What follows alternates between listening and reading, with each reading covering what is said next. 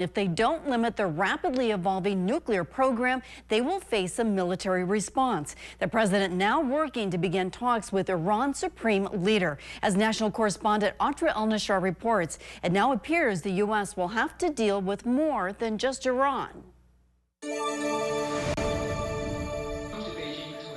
A bond between America's three biggest adversaries is getting stronger. In a public showing of support for Iran Friday morning, Russia and China say the United States needs to end sanctions on the Middle Eastern country, which they call unlawful. The three nations know they have leverage as President Trump tries to prevent Iran from developing a nuclear weapon. The International Atomic Energy Agency reports Iran has enough 60% enriched uranium to make 7 nuclear weapons if enriched further. There are two ways Iran can be handled, militarily or you make a deal.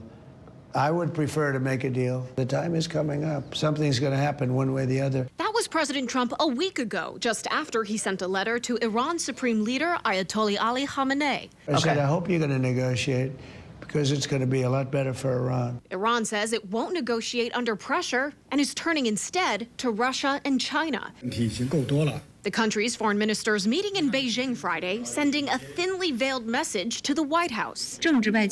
Political and diplomatic engagement and dialogue remains the only viable and practical option. They called on relevant parties to abandon sanction, pressure, and threat of force, and refrain from any action that may escalate the situation.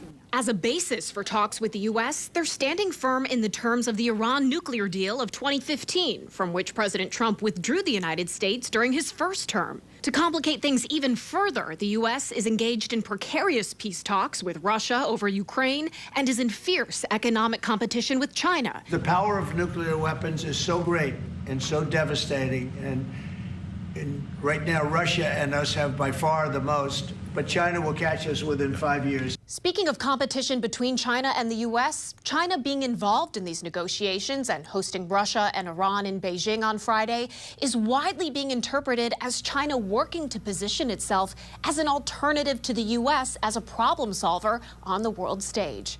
In Washington, I'm Atra El-Nashar.